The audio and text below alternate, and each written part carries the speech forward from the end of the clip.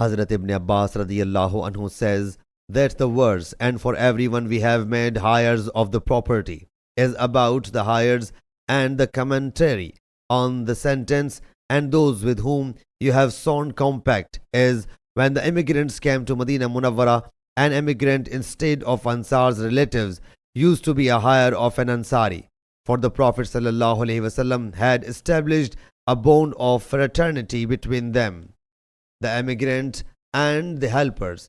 When this verse, "and for everyone we have made hires of the property," was revealed, the former system was revoked.